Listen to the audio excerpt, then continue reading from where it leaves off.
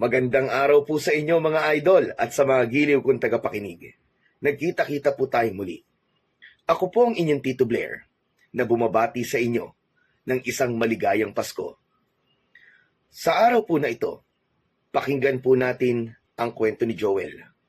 Isang binatang mabait, masipag at mapagmahal na anak at kapatid. Salat sila sa buhay at tanging paglalabada lamang ng ina ang kanilang ikinabubuhay. Kapos din sa edukasyon ang binatang si Joel. Kaya naman, hirap siyang makapaghanap ng trabaho para sana ay makatulong siya kahit papano sa kanyang nanay, sa kanilang gastusin sa bahay, at matupad niya ang kanyang pangarap na maipaayos ang kanilang bahay at mabigyan ng maayos na buhay ang mga ito. Ngunit isang araw, isang pangyayari ang naganap nang iligtas niya ang mayor nila sa kanilang lugar at binigyan siya nito ng trabaho mismo sa bahay nito upang pagtanaw ng utang na loob. Ang hindi lang alam ni Joel ay doon na magsisimula ang kakilakilabot na pangyayari sa kanyang buhay. Ano ang matutuklasan ng binata sa bahay ng mayor nila? At paano siya makakaligtas sa kinakasadlakang panganib na maaaring tumapos sa kanyang buhay at pangarap?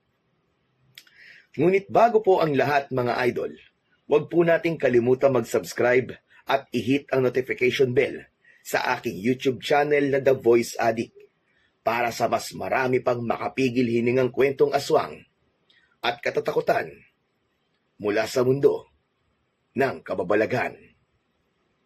Umpisahan na po natin ang kwento. Uy, Balong! Sumahod ka na yata ngayon ah. Ang dami niyang dala mong grocery ah. Malayo pa ang sahod, paring Joel.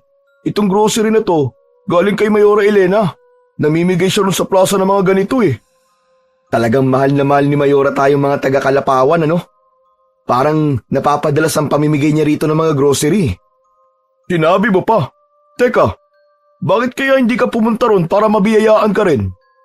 Sige, samahan mo naman ako. Medyo nahihiya kasi ako eh. Sus, yan ka na naman eh. Yan ka na naman sa hiya-hiya mo eh. Pero sige na nga. Tara, at baka maubusan ka pa. Salamat pare ah. Talagang maaasahan ka kahit kailan. Kilala sa lugar ni na Joel si Mayor Elena o mas kilala sa tawag na Mayora Elena bilang isang tapat at mabuting tagapaglingkod. Unang termino pa lamang nito, ngunit nakita na kagad ng marami kung gaano ito kahusay mamuno sa isang bayan. Isa si Joel sa bumoto nung nakaraang eleksyon kay Mayora Elena dahil hindi niya nagusto ang paraan ng pamumuno ng dati nilang mayor. Kaya naman, walang naging pagsisisi si Joel sa pagboto kay Mayora Elena dahil napatunayan nito na hindi ito kagaya ng ibang politiko na tuwing eleksyon lang magaling. Isa-isa na kasing tinupad ni Mayora Elena ang mga ipinangako nito nung nangangampanya pa lamang ito. Nagtungo si Joel sa plaza kasama ang kanyang kaibigang si Balong. Mainit ang araw pero marami pa ring tao ang naroon para sa grocery na ipinapamigay ni Mayora Elena. May maaabutan pa kaya akong grocery, Balong? Siguro naman. Konti na lang ang pili. Pero bilisan mo. Hihintayin na lang kita dito sa labas. Tumango si Joel at pumasok na nga sa plaza. Mula sa hulihan ng pila ay natanaw niya si Mayora Elena. Maganda ang tindig nito. Nakasuot ito ng puting t-shirt at maong na pantalon. Palaging may nakapaskil na ngiti sa labi nito at tila wala itong nararamdaman na pagod kahit ito mismo ang namimigay ng mga grocery sa mga nakapila. Habang papalapit si Joel sa unahan, nag-aalala siyang baka wala na siyang maabutan. Nang siya na ang susunod, inabutan ng huling grocery ang nauna sa kanya. Napatingin siya kay Mayora Elena at umasa siyang baka may natira pa. Mayora, may grocery pa po ba? Ay naku, pasensya ka na. Sakto lang ang bilang ng grocery sa mga nagpalista kahapon. Nagpalista ka ba? Nako, hindi po kasi ako nakapagpalista, Mayore. Nasa bayan po ako kahapon. Naghahanap po kasi ako ng trabaho. Napatingin sa kanya si Mayora Elena Bakas ang habag sa mga mata nito. Kinuha nito ang pitaka nito mula sa bulsa ng pantalon at naglabas ng 2,000 piso. Saka iniabot yun kay Joel. Wala nang grocery kaya ito na lang ang tanggapin mo. Nako, Mayora, nakakahiya naman po, wag na po. Huwag ka nang mahiya. Alam kong kailangan mo rin ito. Kaya tanggapin mo na. Yan din ang presyo ng bawat grocery na ipinamigay ko kaya parang binigyan na rin kita nun. Titig na titig si Joel sa perang iniabot ni Mayora Elena sa kanya. Nanlambot ang kanyang tuhod habang iniisip ang laman ng kanyang bulsa na halos wala na. Dahan-dahan niyang inabot ang pera. Maraming salamat po, Mayora.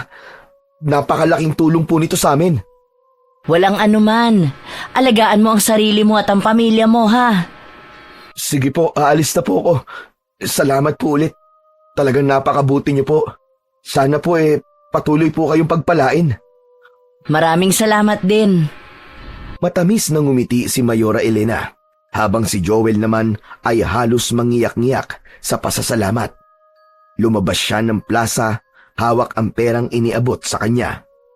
Nako, yun ang nga ba ang sinasabi ko? Wala ka nakuha? Hindi ako nakakuha ng grocery, pero binigyan niya ako ng 2,000. Naubusan kasi ako Ang bait niya talaga, Balong. Grabe, swerte mo kay Mayora. Buti pa siya, may malasakit sa atin. Sinabi mo pa. O paano? Ibibili ko muna to ng mga kailangan sa bahay Salamat ulit sa pagsama sa akin dito, Balong. Sus, maliit na bagay yun. O sige, uuwi na rin ako. Mag-iingat ka pare Tahimik na naglakad si Joel. Hawak ang perang sa alam niyang kahit paano ay maipangtatawid gutom nila sa loob ng ilang araw. Agad na nagtungo si Joel sa tindahan ng bigas sa palengke. Pinag-isipan niyang mabuti kung paano niya gagastusin ang pera na ibinigay sa kanya ni Mayora. Mahirap lang ang kanilang buhay. Halos walang kinikita ang kanilang pamilya. Ang ina niyang si Aling Berta ay isang labandera lamang na pilit iginagapang ang kanilang pang-araw-araw na pangangailangan. Ang kapatid naman niyang si Rico na 12 anyos ay nag-aaral pa sa pampublikong paaralan. Bumili ng 5 kilong bigas si Joel at saka siya lumipat sa tindahan ng isda at mga gulay. Bumili siya ng kalahating kilong galunggong at ilang piraso ng gulay. Pagkatapos mamili, ay umuwi na si Joel sa kanila. Ang kanilang bahay ay isang maliit na kubo sa gilid ng bukid. Luma na ang mga dingding nito, nagawa sa kawayan at may butas-butas na pawid na bubong. Sa labas, may lumang bangko at hilera ng mga damit na nakasampay. Pagpasok niya, ay nakita niya ang kapatid na si Rico na nakaupo sa sahig na kawayan habang abala sa pagsagot ng takdang aralin nito. Maliit ang loob ng bahay nila. Ang kusina, sala at kainan ay magkakasama sa iisang espasyo at may isang kortina na naghahati sa kanilang mumunting kwarto. Nandiyan ka na pala, kuya. Rico, nasa si nanay? Lumabas siya, Kuya Joel Sabi niya, pupunta daw po siya sa tindahan para mangutang ng pang-ulam natin mamayang gabi. Naupo si Joel sa bangko at inilapag ang mga pinamili. Uy, kuya, nakahanap ka na ba ng trabaho? May dala kang bigas at ulam Hindi pa, Rico. Itong pera na pinambili ko ay galing kay Mayora Elena. Namimigay kasi siya ng grocery kanina sa plaza. Naubusan ako, kaya pera na lang ang ibinigay niya sa akin. O diba swerte?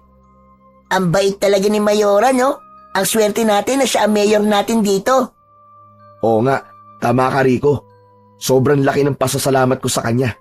Kung hindi dahil sa tulong niya, baka hindi ako nakabili ng bigas at pang-ulam ngayon.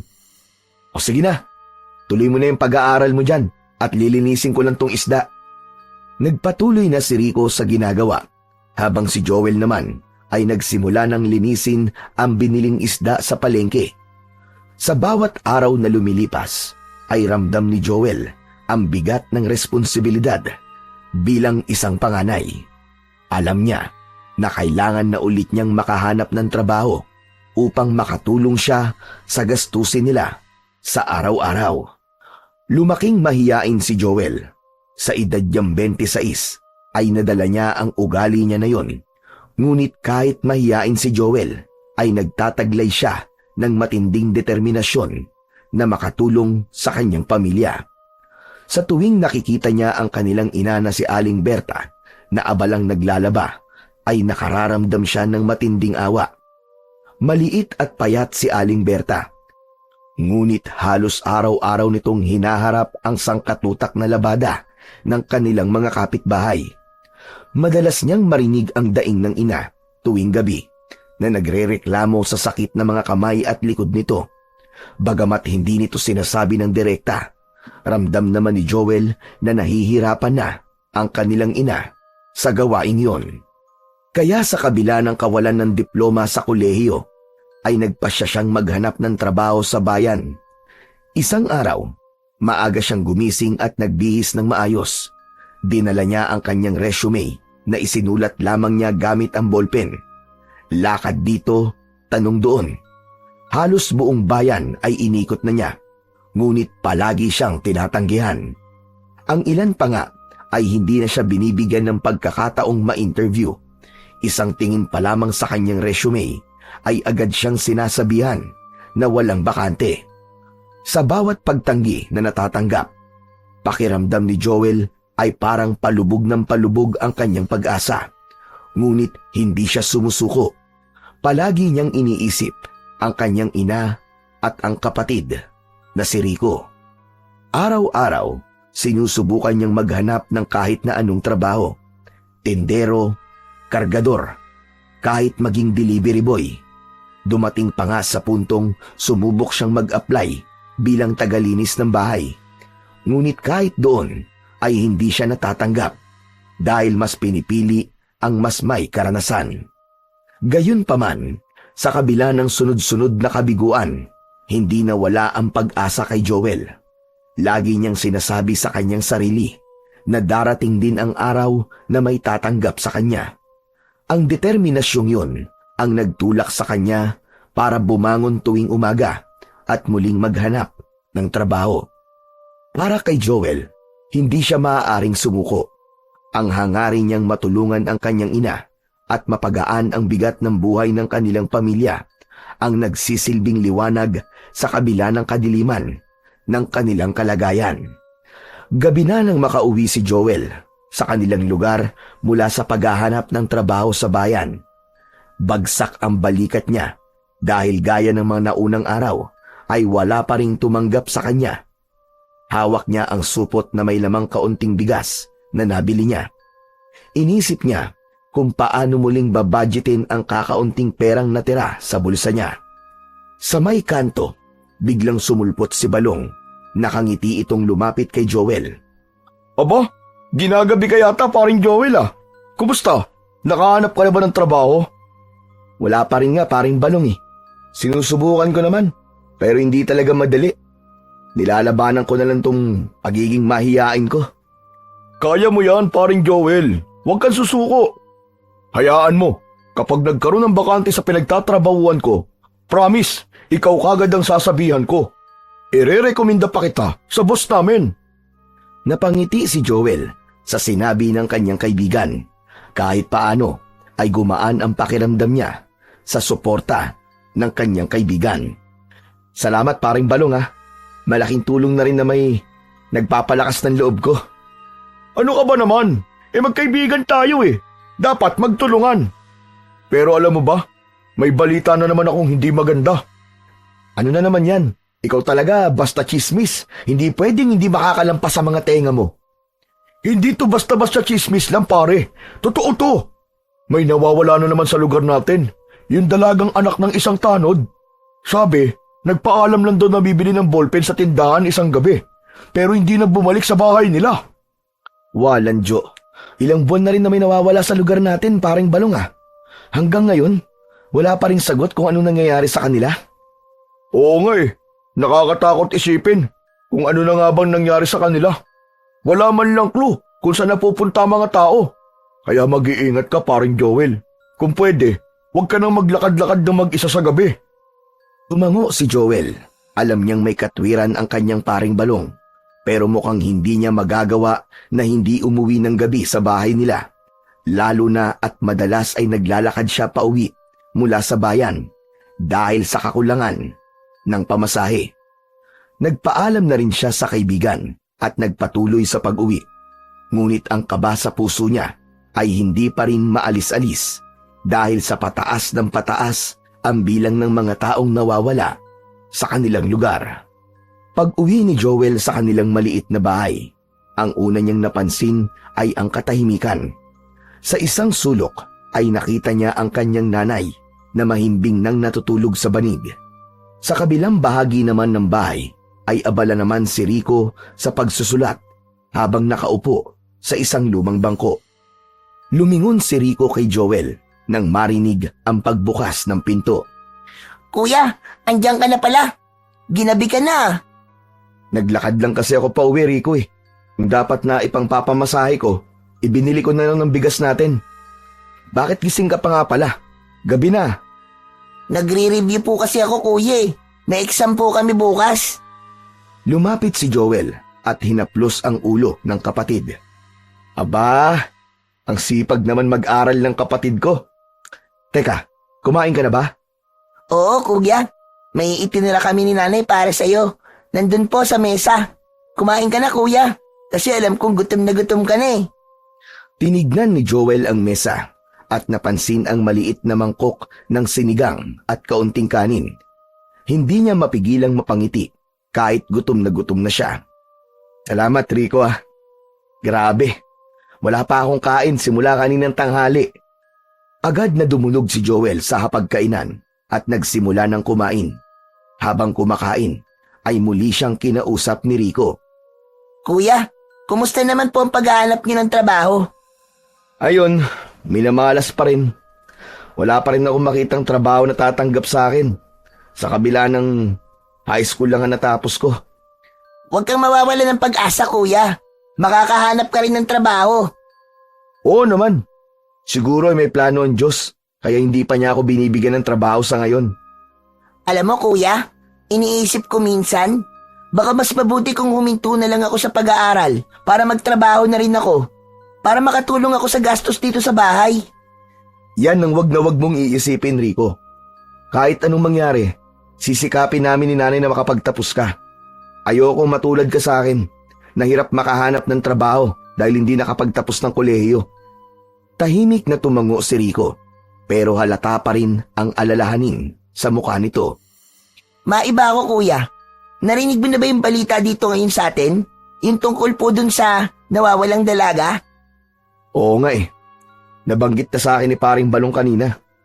Kaya ikaw, kapag uwi na sa school, diretso na sa bahay ha, at huwag ka na makikipag-usap o makikipaglaro sa hindi mo kilala. Oo, kuya. Kanina nga, pumunta si Mayora Elena dun sa pamilya ng nawawalang dalaga eh. Kinausap niya sila at nangakong gagawin ng lahat para maibalik yung anak nila. Napangiti si Joel habang tinatapos ang kanyang pagkain. Talagang napakabait ni Mayora Elena. Hindi talaga nakakapagsisi na ibinoto ko siya bilang mayor ng ating bayan. Sinabi mo pa, kuya. Sobrang swerte natin kasi ang laki ng puso niya sa pagtulong sa lahat, lalo na sa mga kagaya nating mahihirap. Tumango si Joel bilang pagsang-ayon sa sinabi ng kanyang kapatid. Bukod sa hirap sa paghahanap ng trabaho, isa pa sa nagbibigay ng pangamba para kay Joel ay ang halos na magkakasunod na pagkawala ng mga tao sa kanilang lugar. Sa loob kasi ng ilang buwan, sunod-sunod ang balitang may nawawalang tao, mga kabataang babae, matatanda at kahit mga bata. Lahat ng mga yon ay tila naglaho na parang bula. At sa kabila ng masusing investigasyon ng mga pulis, ay wala pa rin nakakaalam kung saan napunta o ano ang nangyari sa mga nawawala.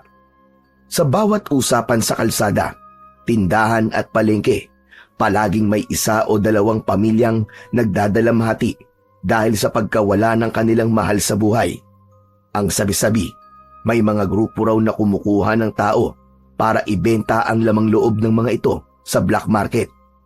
Hindi ito mapatunayan, pero ang takot na dala ng haka-hakang yun ay sapat na para magkulong ang mga tao sa kanilang mga bahay pagsapit ng dilim. Si Joel naman, bagamat sanay sa hirap ng buhay, ay hindi maiwasang makaramdam ng takot. Hindi lang para sa sarili niya, kundi maging para sa mga taong importante sa kanya. Tuwing naglalakad siya pauwi sa gabi, ramdam niya ang malamig na hangin na tila nagpapabigat sa kanyang dibdib. Parang may mga matang nagmamasid sa kanya sa dilim, kaya hindi niya maiwasang bilisan ang kanyang mga hakbang. Ganun pa man, may bahagi ng puso ni Joel na nagpapasalamat. Sa kabila ng hindi magandang nangyayari sa lugar nila, ay ramdam niya ang presensya ni Mayora Elena na palaging nakikipag-usap sa mga nawalan at nangangakong gagawin ang lahat para mahanap ang mga nawawala. Sa bawat pagkakataon na nakikita niya ang mayor, hindi maiwasan ni Joel na humanga. Nakikita niya kung paano ito personal na nakikipagpulong sa mga tanod, pulis at maging sa mga ordinaryong tao para magbigay ng update at magpatibay ng kanilang seguridad. Para kay Joel, isang malaking bagay ang pagkakaroon ng lider na katulad ni Mayora Elena. Sa kabila ng takot at pangamba, alam niyang may gumagawa ng paraan para mabigyan ng solusyon ang problemang kinakaharap ng kanilang lugar at mabigyan ng hustisya ang mga pamilyang nawalan. Maagang umalis ng bahay si Joel ng umagang yon upang bumili ng gulay sa palengke. Pagdating sa palengke, ay agad na sumalubong sa kanya ang ingay ng mga tao roon. Habang abala sa pagpili ng sariwang talbos ng kamote, ay napansin niya ang presensya ng isang pamilyar na tao sa gitna ng maraming mamimili. Yun ay walang iba, kundi si Mayora Elena. Nakasuot yun ng simpleng bestida at may ngiting bumabati sa bawat tindera at mamimili. Sa kabila ng posisyon nito sa bayan, halatang ramdam ng mga tao ang pagiging mababang loob nito. Nagbigay ng aliw at inspirasyon kay Joel si Mayora Elena. Tumigil siya pansamantala sa pamimili at sinimulang pagmasdan ang kanilang mayor na parabang isang ina na kausap ang napakarami nitong anak. Ngunit ang kalmadong umaga na yon ay biglang nagbago nang mapansin ni Joel ang isang lalaking nakatayo sa hindi kalayuan. Mukha yung balisa at palinga-linga sa paligid. Ang kamay nito ay nakasuksok sa bulsa ng suot nitong jacket. Napansin niya rin na matiim na nakatingin lang ang lalaki kay Mayora Elena. Nanlaki ang mga mata ni Joel nang mula sa jacket ng lalaki ay may inilabas ito na isang patalim. Nanandig ang balahibo niya dahil alam niyang may balak yung masama sa kanilang Mayora. Palapit ng palapit ang lalaki kay Mayora Elena. Hindi na nagdalawang isip pa si Joel. Tumakbo siya palapit sa kanilang mayor at isinantabi niya ang kaba sa kanyang dibdib. Bago pa man masaksak ng lalaki si Mayora Elena, ay mabilis nang iniharang ni Joel ang sarili sa harapan ng kanilang butihing mayor. Napakabilis ng mga sumunod na pangyayari. Naramdaman ni Joel ang malamig na patalim na bumaon sa kanyang tiyan. Namilipit siya sa sakit at agad siyang napaluhod. Nagsigawan at nagkagulo ang mga tao sa paligid.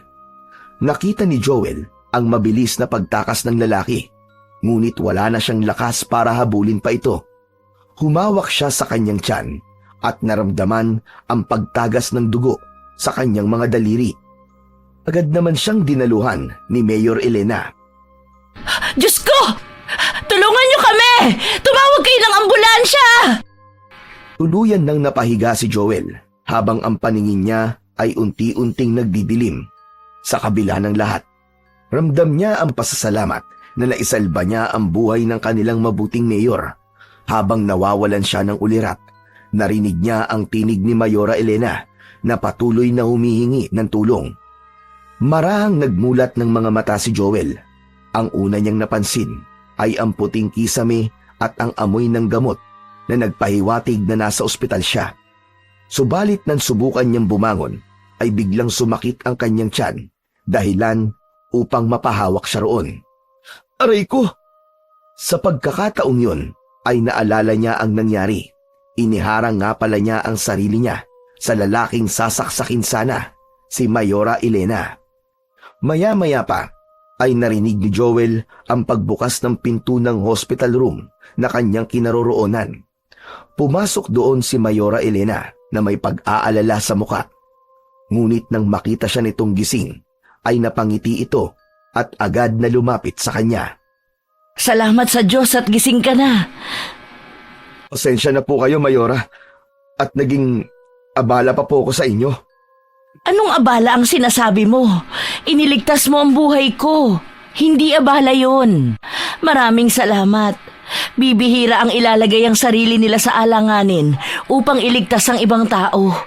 Maraming salamat talaga. Wala pong anuman, Mayora. Yun lang po kasi ang alam kong paraan para makaganti sa lahat ng kabutihan niyo po sa amin. Hindi nyo kailangan suklian ang ginagawa ko para sa inyo dahil responsibilidad ko yun. Pero kung hindi ka dumating, baka wala na ako ngayon. Napakalaki ng utang na loob ko sa'yo. Mayora, nahuli po ba yung sumaksak sa akin? Oo, nahuli agad siya ng mga tao. Nasa presinto na siya ngayon at hindi na makakapanakit pa ng iba. Humango si Joel.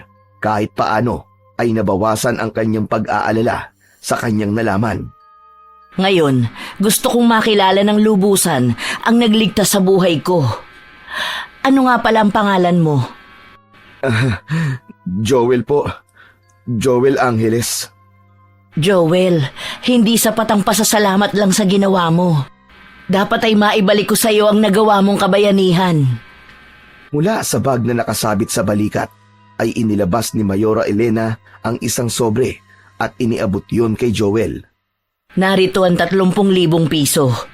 Alam kong walang makakapantay sa ginawa mo, pero nais kong makatulong sa paraang kaya ko. Mayora, hindi ko po magagawang tanggapin yan.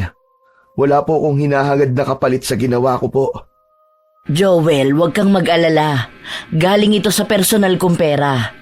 Isipin mo na lang na ito'y tulong ko sa'yo at sa pamilya mo. Ngunit mariing umiling si Joel. Pasensya na po talaga, Mayora. Pero hindi ko po talaga kayang tanggapin yan. Ginawa ko po yun dahil yun po ang tama. Wala po akong inaasahan kahit na anumang gantimpala. Napakabuti mong tao, Joel. Sana dumami pa ang katulad mo sa bayan natin. Napabuntong hininga na lang si Mayora Elena nang makitang hindi talaga tatanggapin ni Joel ang perang inaalok nito. Ibinalik nito ang sobre sa loob ng bag at muling tumingin kay Joel. Kung ayaw mo ng pera, gusto ko pa ring makatulong sa'yo. Sabihin mo sa akin, anong tulong ang kailangan mo? Sandaling nag-isip si Joel at nagdalawang isip siya na magsalita. Pero alam niyang hindi niya maaaring sayangin ang pagkakataon na yon upang mabigyan ng solusyon ang matagal na niyang pinoproblema. Kasi po, Mayore, ang totoo po niyan, kailangan ko po talaga ng trabaho.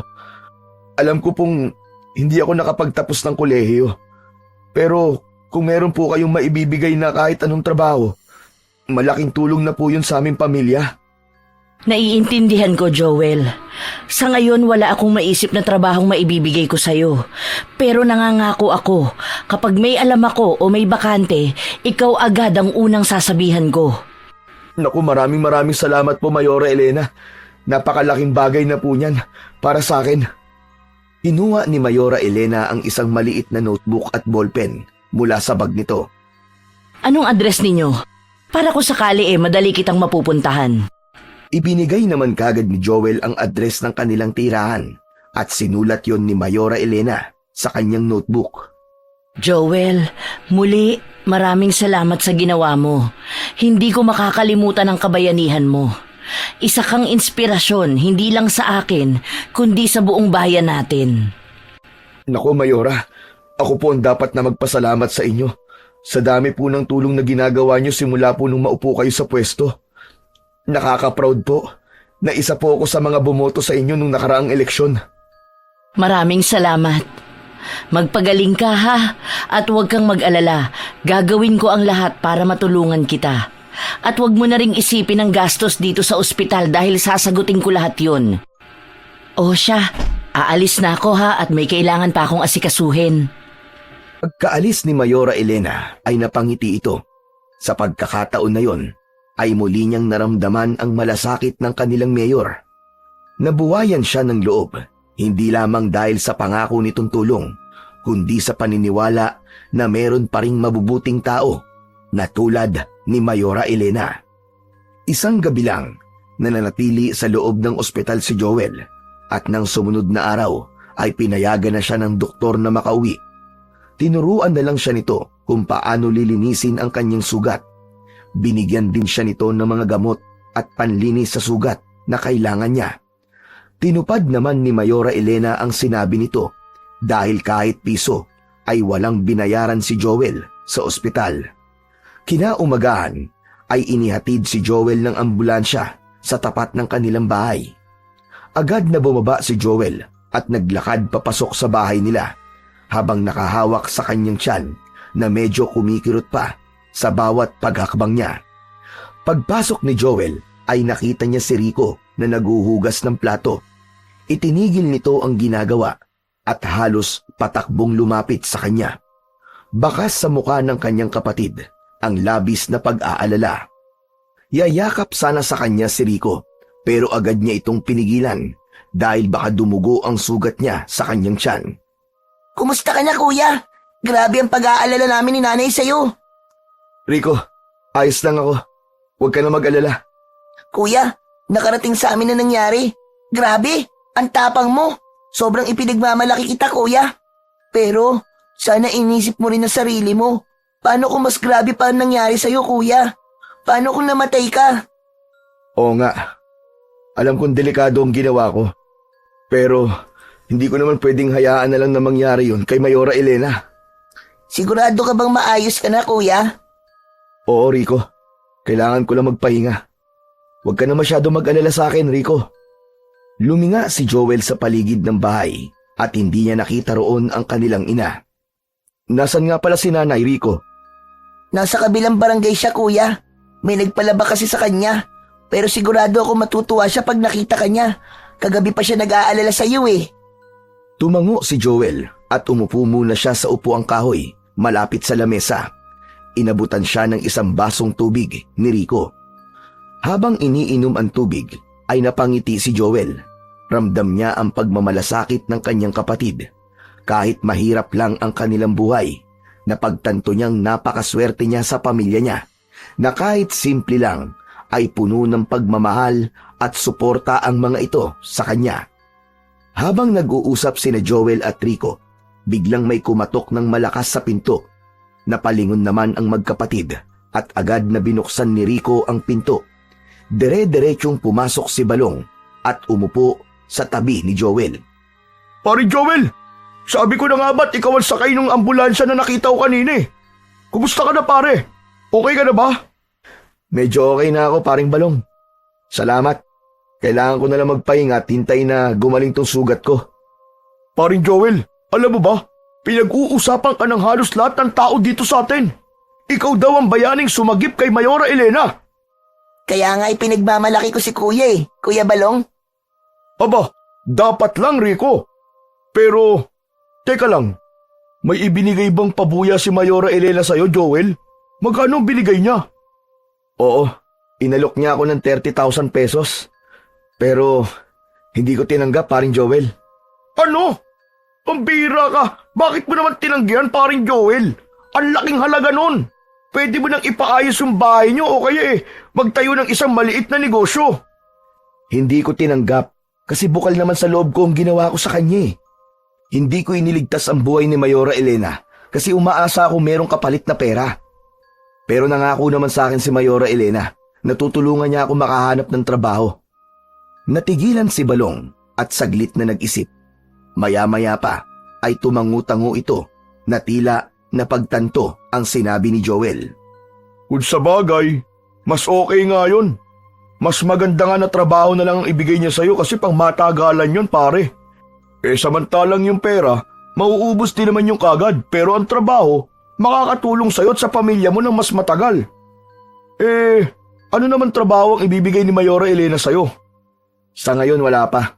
Pero kapag nakakita raw siya ng pwesto para sa akin, sasabihan daw niya ako agad. Nagpatuloy ang pag-uusap ni na Joel at Balong Labis na natuwa si Joel nang malaman na ipinagmamalaki siya ng mga tao sa lugar nila. Doon niya naramdaman ang sarap sa pakiramdam kapag merong kang nailigtas na buhay. Sa mga sumunod na araw, nanatili si Joel sa kanilang bahay upang magpagaling. Maigpit ang bilin ng kanyang ina at ni Rico na wag muna siyang gumagawa ng mabibigat na gawain sa kanilang bahay. Lagi siyang ipinagluluto ng mainit na sabaw ng kanyang ina, habang si Rico naman ang nagsisigurong maayos ang kanyang higaan at may tubig siyang maiinom. Kahit gusto na ni Joel na bumangon at maghanap ng trabaho, ay paulit-ulit siyang sinasabihan ng dalawa na magpahinga na lang muna. Sa bawat araw na lumilipas, nararamdaman ni Joel ang kasabikan na bumalik sa normal niyang buhay. Gusto niya nang ituloy ang paghahanap ng trabaho, ngunit alam din niyang kailangan niyang hintayin ang tuluyang paghilom ng kanyang sugat. Samantala, kahit nasa bahay lamang siya, umabot pa rin kay Joel ang balita na nangyayari sa kanilang lugar. Nakarating sa kanya ang mga usapan ng mga kapitbahay nila tungkol sa mga papuri at paghanga ng mga yon sa kanyang ginawa. Bagamat nakakataba ng puso ang kanyang mga naririnig, may ibang balita rin na labis na gumagambala kay Joel. Ayon sa kanyang nanay, may isang batang lalaki na naman ang nawala sa kanilang barangay. Isang gabi daw, hindi nakauwi ang bata matapos maglaro kasama ang mga kaibigan nito. Hindi mapigilan ni Joel na mag-isip tungkol doon. Para bang hindi natatapos ang bangungot ng pagkawala ng mga tao sa kanilang lugar. Sa kabila ng mga papuri at pagbubunyi para sa kanya, naroon pa rin ang takot at pangamba niya sa hindi magandang nangyayari. Isang umaga, puno ng mga tao ang plaza nang dumating doon si Joel. Naroon ang mga tao dahil nalaman nila na merong pagpupulong na gagawin si Mayora Elena. Nakisiksik si Joel sa pulutong ng mga tao at nakita niya ang kanilang mayor na nakatayo sa maliit na entablado habang may hawak na mikropono. Hindi nagtagal ay nagsimula ng magsalita si Mayora Elena. Magandang umaga sa inyong lahat. Mga kababayan, alam kong mahirap ang pinagdadaanan natin ngayon. Alam ko na lahat tayo ay natatakot at nangangamba. Ilang buwan na ang lumipas, ngunit patuloy pa rin tayong nawawala ng mga mahal natin sa buhay. Alam kong bawat isa sa inyo ay naghahangad ng sagot. At bilang mayor ninyo, sinisiguro ko sa inyo na ginagawa natin ang lahat upang matuklasan ang katotohanan. Mula sa kinatatayuan ni Joel ay naramdaman niya ang sinseridad sa bawat salitang binibitiwan ni Mayora Elena. Ramdam niya ang labis na pagmamalasakit nito sa kanilang lahat. Hindi ko papayagang magpatuloy ito. Hindi ko hahayaang may masaktan o mawala pa. At kung sino man ang nasa likod ng pagkawala ng mga tao sa lugar na ito, sinasabi ko sa iyo, malalaman din namin kung sino ka. Hindi ka makakatakas sa ginagawa mo. Mahuhuli ka at papapanagutin ka namin. Nagpalakpakan ang mga tao, ngunit naramdaman ni Joel ang bahagyang kaba. Hindi niya maipaliwanag, ngunit ramdam niya na may mas malalim na misteryo ang nakatago sa kanilang bayan tungkol sa pagkawala ng mga tao roon. Pagkatapos ng pulong sa plaza, ay umuwi na si Joel sa kanilang tirahan. Nang makarating sa kanilang bahay, naisip niyang magpahinga. Isinarado niya ang pinto at dumiretso siya sa paghiga. Ngunit hindi pa rin mapakali ang utak niya sa pag-iisip kung ano ba talaga ang nangyayari sa lugar nila at kung sino ang may kagagawan ng mga pagkawala ng mga tao. Napapikit siya at pilit na tinanggal ang mga tanong sa kanyang isip. Ngunit bigla na lang siyang napabalikwas ng bangon nang makarinig siya ng pagkatok sa kanilang pinto. Tumayo si Joel upang buksan ang pinto at laking gulat niya nang makita niya si Mayora Elena ang kumatok. Mayora, kayo pala. Ano pong ginagawa niyo rito? Pasensya na ako na abala kita, pero naisip kong kailangan kong personal na sabihin ito sa'yo. Tuloy po muna kayo. Pasensya na po kung maliit lang po ang bahay namin. Hindi mo kailangang humingi ng pasensya sa kung ano ang itsura ng bahay niyo, Joel. Ano ka ba? Ngumiti si Mayora Elena at pumasok na ito. Umupo ito sa isang mahabang upuan kung saan tinabihan nito si Joel. Ano po bang kailangan nyo, Mayora? Joel, may nakita akong trabaho para sa'yo. Talaga po? Naku, maraming salamat po talaga, Mayor. Ano po palang trabaho? Bukas ng umaga, pumunta ka sa bahay ko. Doon ko sasabihin ang detalye. Agyang napakunot ang noo ni Joel, ngunit tumango siya bilang sagot. Sige po, pupunta po ako bukas. Maraming salamat po ulit. Joel, salamat din sa lahat. Aalis na ako. Magkita tayo bukas, ha? Opo, Mayora. Maraming salamat po ulit. Pagkaalis ni Mayora Elena ay nanatiling nakatayo si Joel sa pintuan habang pinagmamasdan ang papalayong figura ng kanilang mayor. Bumalik siya sa loob at nahiga muli. Labis ang saya niya dahil sa wakas ay magkakaroon na siya ng trabaho. Ngunit hindi niya maiwasang mag-isip kung ano kayang klasing trabaho ang ibibigay sa kanya ni Mayora Elena. Inabukasan ng umaga, maagang nagbihis si Joel. Isinukbit niya ang isang simpleng bag sa balikat at lumabas ng bahay. Ramdam niya ang init ng araw. Habang naglalakad siya patungo sa sakayan ng tricycle, nang makasakay ng tricycle ay nagpahatid siya sa bahay ni Mayora Elena. Habang nasa biyahe siya, inisip ni Joel ang trabahong sinabi sa kanya ni Mayora Elena. Hanggang sa sandaling yon ay wala pa siyang ideya kung anong klase ng trabaho ang ibibigay sa kanya.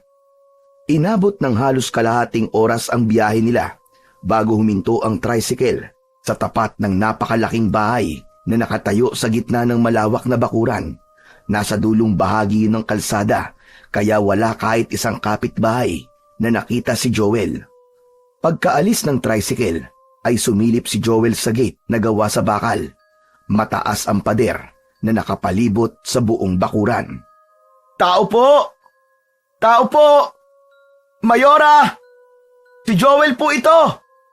Maya-maya pa ay lumabas mula sa bahay ang isang matandang lalaki na sa tansya ni Joel ay nasa 60 taon na ang edad. Matangkad ito, maputi ang buhok at seryoso ang muka. Anong kailangan mo? Magandang umaga po. Ako po si Joel. Pinapunta po ako rito ni Mayora Elena. Ikaw pala si Joel. Halika, pumasok ka. Binuksan ng matandang lalaki ang gate at sinundan ito ni Joel papasok sa malaking bahay. Pagpasok nila sa loob ay sandaling napahinto si Joel dahil namangha siya sa kanyang nakita. Ang salas ay napakalawak at merong marmol na sahig na kumikislap sa liwanag ng mga chandelier na nakasabit sa kisame. Ang mga pader ay puting-puti na may mga dekorasyong abstract na painting. Sa gitna naman ng sala ay may malambot na sofa na kulay krema at sa tabi nito ay isang coffee table na may mamahaling vase na puno ng sariwang bulaklak. Maupo ka muna dito. Tatawagin ko lamang si Mayora. Naupo si Joel sa sofa, ngunit hindi maiwasang pagmasdan ang paligid.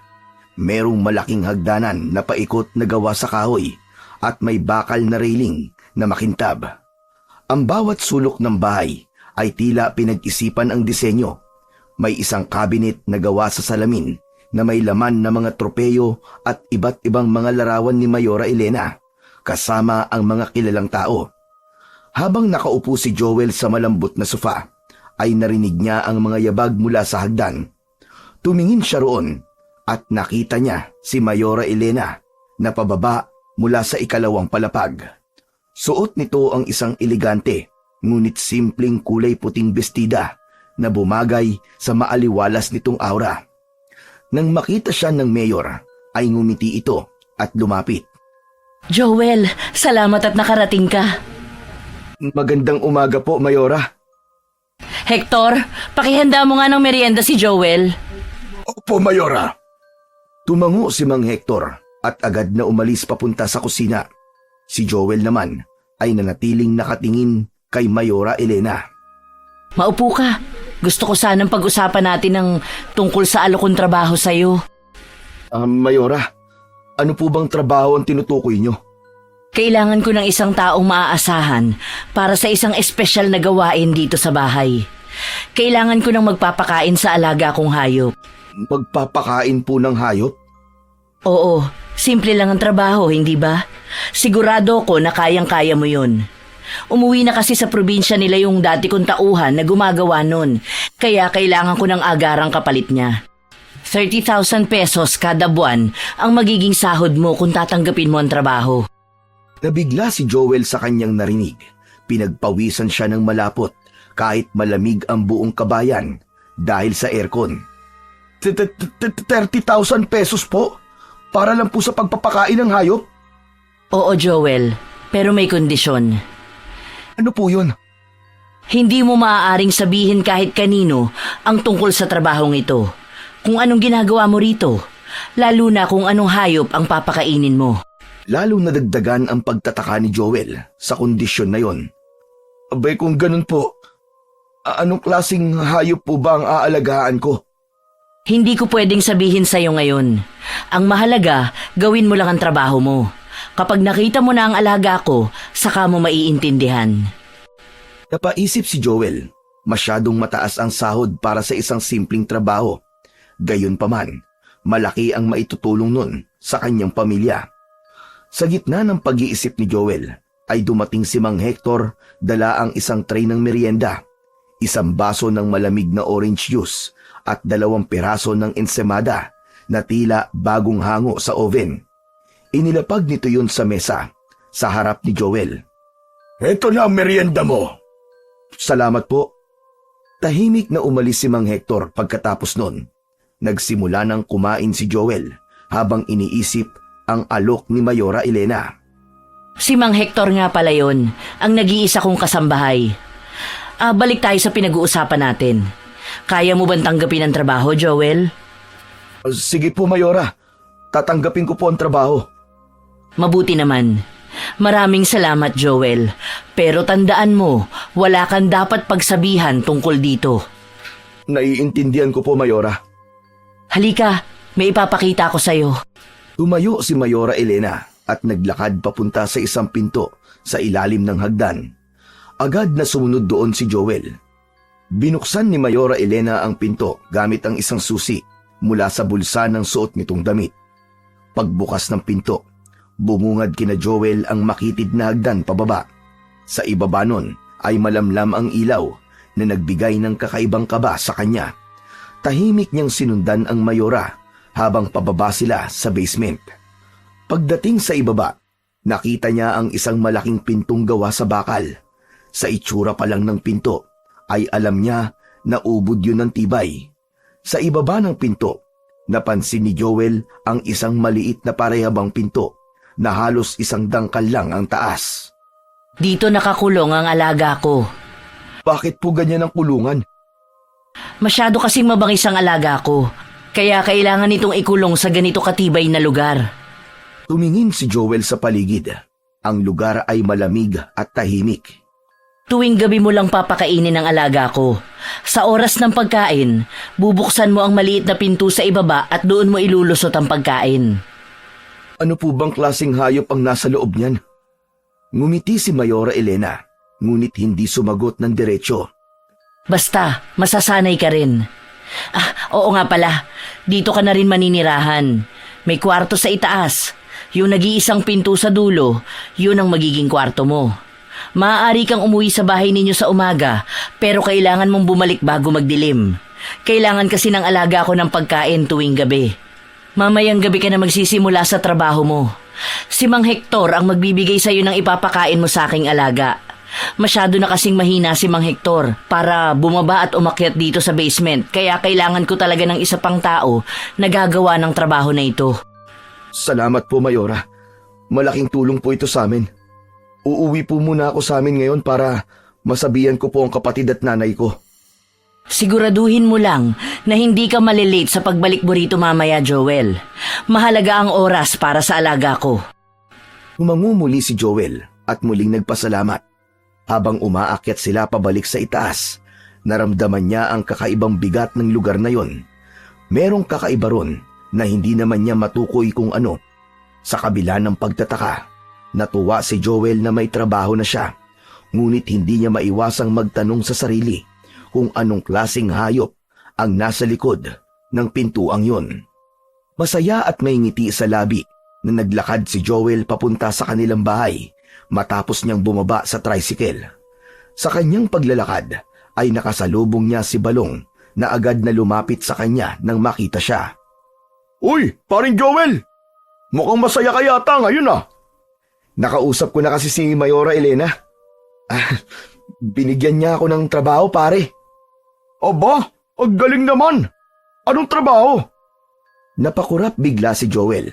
Naalala niya ang mahigpit na bilin ni Mayora Elena na huwag ipagsabi sa kahit na kanino ang tungkol sa trabaho niya. Nag-isip siya saglit bago sumagot sa kanyang kaibigan. Kasambahay. Kasambahay, tama. Doon ako sa bahay niya magtatrabaho. Ayos yan. Mukhang malaki ang tiwala sa'yo ni Mayora kasi doon ka magtatrabaho mismo sa bahay niya. Kung sa bagay, iniligtas mo ba naman ang buhay niya eh? O diba? Congrats pare. Salamat paring Balong. Malaking tulong talaga to para sa pamilya ko. Pero kung may magandang nangyari sa'yo, sa akin naman kabaligtaran. Bakit? Ano nangyari? Pumanaw na kasi si Lolo Narsing kagabi. Bigla siyang inatake sa puso tapos hindi na nakaabot ng buhay sa ospital. Ha? Patay na si Lolo Narsing? Nung isang araw lang kinumusta pa niya ako Matanda na rin kasi si Lolo Saka maraming beses na rin siyang nagkasakit nitong mga nakaraan. Malaking kawalan siya sa lugar natin, pare. Siya lang ang nag-iisang albularyo dito, di ba? Oo nga, pare. Pero sa tingin ko, masaya na rin si Lolo. Marami siyang natulungan nung buhay pa siya. At tandaan mo, hindi lang siya basta albularyo. Magaling rin na manunugis ng aswang si Lolo. Di ba? Totoo yung sinabi mo, pare. Marami siyang nagawa para sa atin, saka para sa lugar na to. Matapos ang saglit na katahimikan, ay nagpaalam na si Joel kay Balong. Nagpatuloy si Joel sa kanyang paglalakad pauwi sa kanila. Hindi niya maiwasang malungkot sa pagkawala ni Lolo Narsing dahil sa tuwing merong may sakit sa kanila, ay ito ang kanilang takbuhan. Pagbukas ni Joel ng pinto ng kanilang bahay, ay naamoy niya kagad ang singaw ng bagong lutong kanin. Napatingin siya sa maliit na kusina at doon niya nakita ang kanyang nakababatang kapatid na si Rico na nagluluto. Lumapit siya kay Rico. Rico, anong ginagawa mo? Pwede nag-iigib ng tubig. Ikaw talaga kuya, obvious ba? Nagsasaing ako. Bakit di ka pumasok sa school? Sabado ngayon kuya, walang pasok. Napakamot si Joel sa ulo. Sa dami kasi ng iniisip niya, maging ang araw ay nakalimutan na niya. Saan ka pala galing kuya? Pagkagising namin ni nanay kanina, wala ka na rito. Nagpunta kasi ako sa bahay ni Mayora Elena. Alam mo ba, binigyan na niya ako ng trabaho bilang kasambahay sa bahay niya. Talaga kuya? Ang galing naman. Kailan ka magsisimula? Mamayang gabi. Tsaka, doon na rin ako titira. Pero pwede akong umuwi dito kapag umaga. Napakabait talaga ni Mayora Elena. Oo nga, Rico Sa wakas, meron na ulit akong trabaho. Kahit paano makakatulong na ako sa gastusin natin dito sa bahay. Baka nga pwedeng magpahinga na sa nanay sa pagiging labandera Ngumiti si Rico at yumakap kay Joel. Proud na proud ako sa'yo kuya. May trabaho ka man o wala. Ikaw pa rin ang the best na kuya sa buong mundo. Sus, talagang binola pa ako ng kapatid ko. Pero salamat Rico Gagawin ko ang lahat para sa'yo at kay nanay. Habang yakap ang kapatid, naramdaman ni Joel ang saya sa kanyang puso. Napakasaya niya dahil nakikita niya na darating ang panahon na makakapagpahinga na ang nanay niya sa paglalabada, lalo na kapag nagsimula na siyang sumahod sa trabaho niya kay Mayora Elena. 5:00 ng hapon ay naghanda na si Joel sa pagbabalik niya sa bahay ni Mayora Elena. Dumating na rin ang nanay niya mula sa paglalaba at sinabi na rin niya dito na meron na siyang trabaho at yun ay ang pagiging kasambahay sa bahay ni Mayora Elena. Labis na natuwa ang nanay ni Joel sa sinabi niyang yun. Matapos makapag-empake ang binata ng ilang piraso ng damit, ay nagpaalam na si Joel at naglakad papunta sa sakayan ng tricycle. Muli siyang nagpahatid mula roon papunta sa bahay ni Mayora Elena. Tanging si Mang Hector lang ang sumalubong kay Joel pagkarating niya. Mabuti naman at dumating ka na. Nagmamadali nga po ako, Mang Hector nasan po pala si Mayora? Wala siya rito. May inasikaso siya sa bayan. Bukas ng umaga na ang kanyang uwi. Dalhin mo na ang mga gamit mo sa kwarto mo sa itaas. Siguro naman nasabi na sa iyo ni Mayora kung saan doon ang kwarto mo. Opo, sinabi na po niya sa akin kanina. Alas 7 pwede ka nang bumaba para sa hapunan.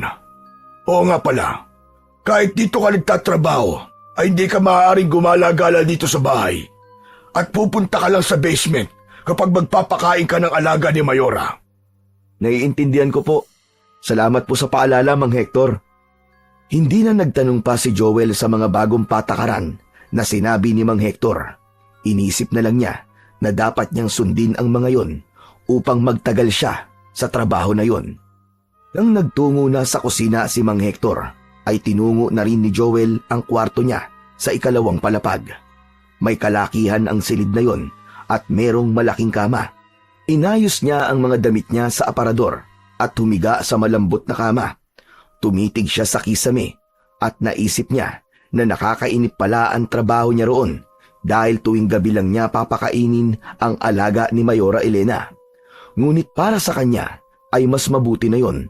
Bukod sa hindi siya mapapagod ay malaki pa ang sahod niya kada buwan. Napakabagal ng paglipas ng oras para kay Joel. Nais sana niyang matulog pero naisip niya na baka mapasarap ang tulog niya dahil sa komportable at malambot na kama.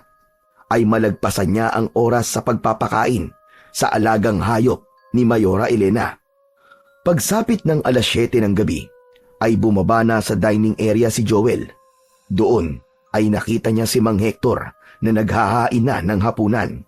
Merong lechon belly at kanin at sinamahan pa ng sinigang na tuna na talaga namang nagpatakam sa kanya ng gusto.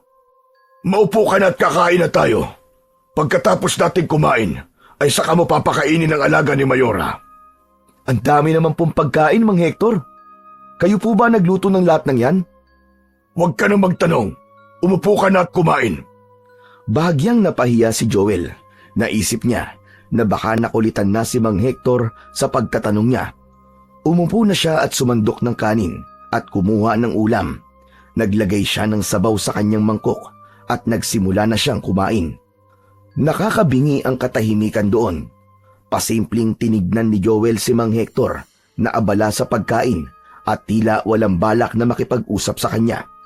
Hindi siya sanay ng ganon. Kapag kasi kumakain sila sa bahay nila, ay nagkwekwentuhan sila ng kanyang kapatid at nanay. Patagal na po ba kayo rito sa bahay ni Mayora? Hindi sumagot si Mang Hector. Tuloy lang ito sa pagkain. Sobrang bait po pala talaga ni Mayora Elena, no? Mahal na mahal nga po siya ng mga tao sa lugar namin . Napakaswerte ko po na binigyan niya ako ng trabaho tapos dito pa mismo sa bahay niya. Tumingin ng masama si Mang Hector kay Joel at doon ay naramdaman niya na wala itong balak na makipag-usap sa kanya. Napayuko na lang siya ng mga sandaling yun at nagpatuloy na lamang sa kanyang pagkain. Matapos ang hapunan, kinuha ni Mang Hector ang mga pinagkainan nila at sinimulan yung hugasan. Nais sanang tulungan ni Joel si Mang Hector pero nahiya na siya dahil baka hindi maging maganda ang dating nun para sa matanda. Nagtungo na lang si Joel sa salas at naupo sa sofa upang magpalipas ng oras. Makalipas ang ilang sandali, ay pumasok si Mang Hector sa sala na may dalang maliit na palanggana na gawa sa bakal. Meron yung takip para sa kaldero. Napansin ni Joel na may nakatali sa palanggana at takip nun na isang makapal na lubid na parang sinadya upang siguraduhin hindi yun mabubuksan. Tumayo si Joel at lumapit kay Mang Hector. Joel, ito ang pagkain ng alaga ni Mayora. Ano po ang laman yan, Mang Hector? Huwag ka na magtanong. Gawin mo na lang ang trabaho mo. Ay, sige po. Pasensya na po kayo kung masyado po ako matanong. Kinuha ni Joel ang palanggana mula kay Mang Hector. Mabigat yun. At naramdaman ni Joel ang bahagyang pagtagas ng likido mula sa gilid ng takip. Isang masangsang na amoy ang pumalo sa kanyang ilong. Ngunit pinilit niyang hindi ipahalata ang naging reaksyon niya. Naglakad siya patungo sa basement, dala ang palanggana. Bumaba siya sa makipot na hagdan hanggang makarating sa malaking pintong bakal. Inilapag muna ni Joel ang palanggana sa harap ng pinto. Lumuhod siya at dahan-dahang binuksan ang maliit na pinto sa ilalim nun. Agad siyang napasinghap sa tindi ng masangsang na amoy na sumambulat mula roon. Parang amoy ng natuyong dugo at bulok na karne. Tiniis na lamang yun ni Joel at inisip niya na parte yun ng kanyang trabaho. Inilapit niya ang palanggana at ipinasok yun sa loob ng lagusan. Nang maipasok niya ang palanggana sa kulungan, ay narinig niya ang paggalaw nun na parang may humila roon. Kasunod ng narinig niya ay ang marahas na tunog ng pagtanggal ng takip. Napapikit si Joel sa kaba. Narinig niya ang malalakas na pagmuya mula sa kabilang panig ng bakal na pinto. Parang mabangis na hayop ang nilalang na naroroon na nagmamadaling ubusin ang laman ng palanggana. Ano kayang hayop ang nakakulong dito? Tigre? O baka naman leon? Pinilit ni Joel na itaboy ang takot at saka siya tumayo. Mabilis niyang isinara ang maliit na lagusan at inilak yun ng mahigpit. Habang paakyat, nanatili sa isip niya ang tanong kung anong uri nga ba talaga ng hayop ang inaalagaan ni Mayora Elena at kung bakit kailangan itong itago sa likod ng napakalaking bakal na pinto. Simula ng araw na yon, ay nagbago na ang routine ni Joel sa pang-araw-araw niyang buhay. Tuwing umaga, gigising siya sa bahay ni Mayora Elena at saka siya uuwi sa kanilang bahay. Pagdating niya sa kanilang bahay, kapag wala si Rico, ay tinutulungan naman niya ang kanyang ina sa mga gawaing bahay. Kahit paano, ay ramdam ni Joel ang ginhawa ng pagkakaroon ng trabaho. Ngunit sa likod nun, ay nananatili ang kakaibang kaba na dulot ng misteryosong alaga ni Mayora Elena. Pagsapit ng hapon, muling babalik si Joel sa bahay ni Mayora Elena at palagi niyang tinitiyak na darating siya roon bago tuluyang dumilim. Sa bahay ni Mayora Elena, pakiramdam ni Joel ay napakabagal ng takbo ng oras.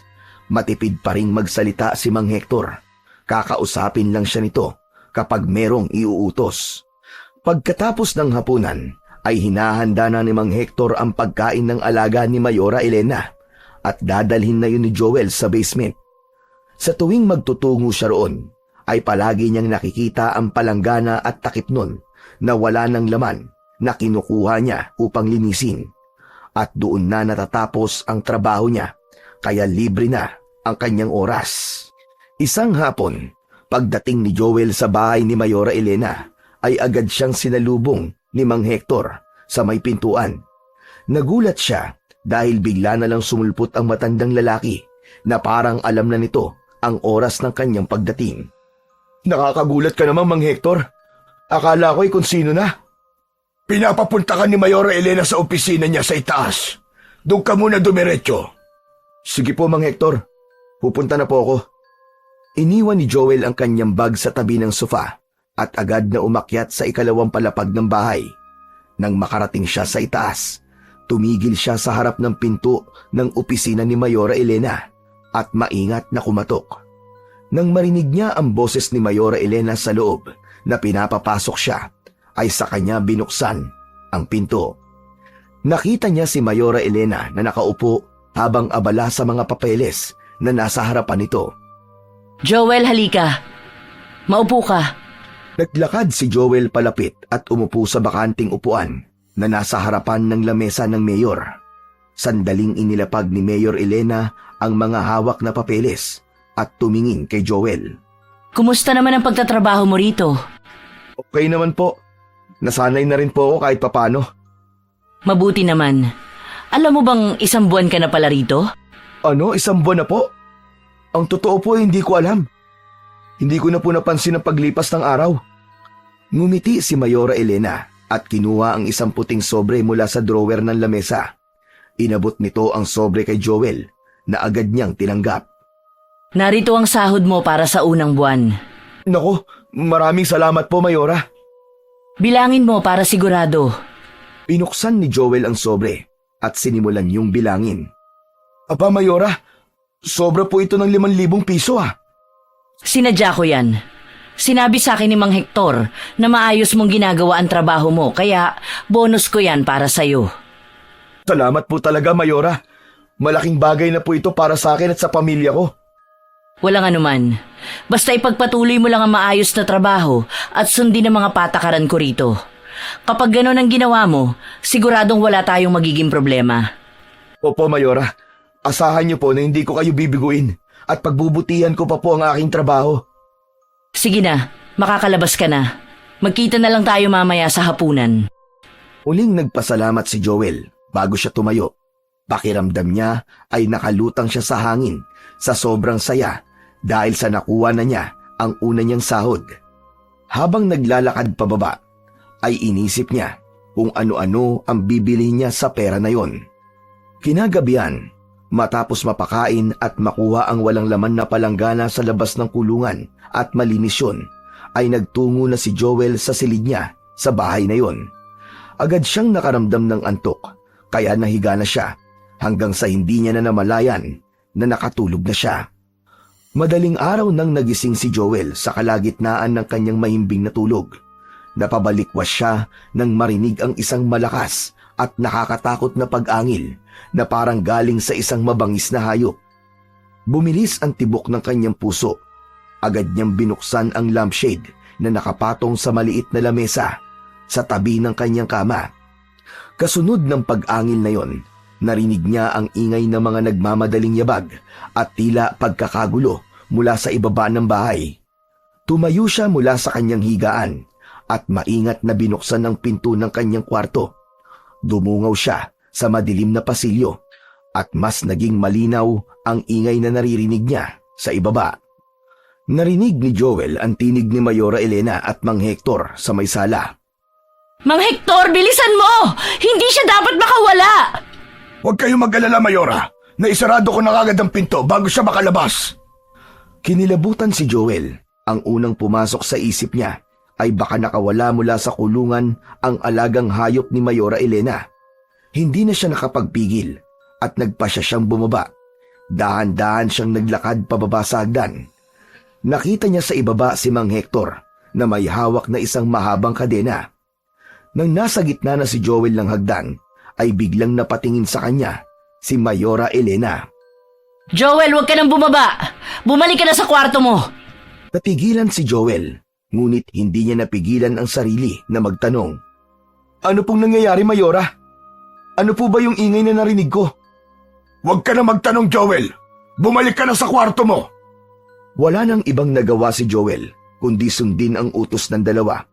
Bumalik siya sa kanyang silid, ngunit hindi siya mapalagay. Nang muli siyang humiga, ay nanatiling gising ang kanyang diwa. Nagtanong siya sa kanyang sarili kung tama ba ang hinala niya na ang malakas na pag-angil na narinig niya ay mula sa alagang hayop ni Mayora Elena na nakakulong sa may basement. Kinaumagahan ay naghanda na si Joel para pansamantalang umuwi sa kanilang bahay. Pagbaba niya sa sala ay nakita niya si Mayora Elena na nakaupo sa sofa habang nagbabasa ng dyaryo. Sandaling huminto si Joel upang magpaalam. Magandang umaga po, Mayora. Uuwi po muna ako sa amin. Babalik na lang po ako ulit mamayang hapon. Sige lang, Joel. Mag-iingat ka. Alabas na sana si Joel ng pinto, pero naudlot yun nang muling magsalita si Mayora Elena. Joel, sandali lang. Kailangan kitang makausap. Tungkol po saan, Mayora? Tungkol sa nangyari kagabi. Pasensya na kung natakot ka. Muntik na makawala ang alaga kong hayop, kaya nagkagulo kami ni Mang Hector. Pero kontrolado na namin ang sitwasyon. Wala ka nang dapat ikabahala. Ganun po ba, Mayora? Akala ko po kasi kung ano na po nangyari. Huwag ka nang mag-isip pa. Ang mahalaga na ayos na ang lahat. Sige na, umuwi ka na sa inyo. Sige po, Mayora. Maraming salamat po. Pagkaalis ni Joel sa bahay ni Mayora Elena, ay dumiretso siya sa palengke. Doon ay namili siya ng mga prutas, gulay at iba pang pangangailangan sa bahay nila. Kumuha rin siya ng isang sakong bigas. Matapos makumpleto ang pinamili, ay sumakay na siya ng tricycle na siyang maghahatid sa kanya sa kanilang bahay. Pagkarating ni Joel sa bahay nila, ay agad na bumungad sa kanya si Rico. Tuwang-tuwa sa dami ng dala niya. Kuya Joel, grabe! Ang dami mong binili ah! Anak, anong mga yan? Ang dami naman yan. Nakangiti si Joel habang inilalapag ang mga supot ng grocery at ang sako ng bigas sa lamesa. Nay, nakuha ko na po ang sahod ko, kaya bumili na po ako ng mga kailangan natin dito sa bahay. Ay, salamat anak. Malaking bagay ito para sa atin.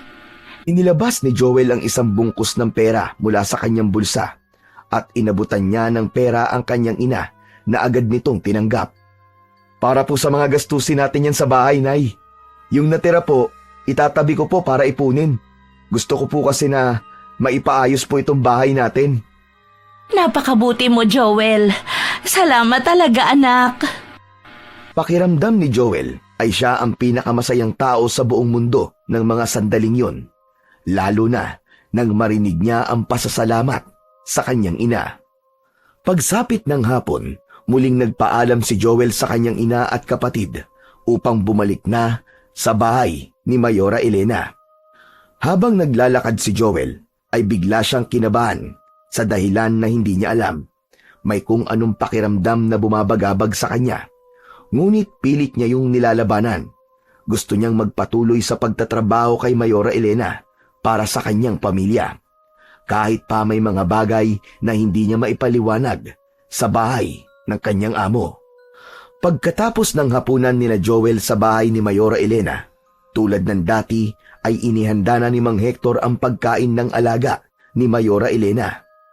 Tahimik itong nagtungo sa likod ng bahay, dala ang palanggana at isang malaking takip.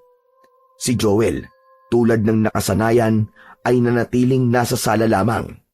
Simula nang magtrabaho siya ron, ilang beses na niyang sinubukang silipin ang likod ng bahay, ngunit wala siyang makitang posibleng lugar na pinagkukunan ng pagkain ni Mang Hector. Ang likod ng bahay ay tila pangkaraniwan lamang. Bakanting lote na may ilang tambak ng kahoy at yero. Pagbalik ni Mang Hector ay agad ditong inabot kay Joel ang palanggana, ngunit may napansin siyang isang bagay. Mang Hector, parang nakalimutan niyo pong talian ng palanggana para putakpan. Joel, matagal ka na rito. May tiwala na ako sa'yo. Alam kong alam mo na hindi mo pwedeng tignan ang laman yan. Basta dalhin mo na yan sa basement. Tumango na lamang si Joel at nagsimulang maglakad patungo sa basement. Pagbukas niya ng pinto, ay maingat siyang humakbang pababa sa hagdan. Ngunit kung kailan nasa huling baitang na siya ng hagdan, ay saka pa siya nadulas. Nabitiwan niya ang palanggana. Tumilapon yon at bumagsak sa sahig.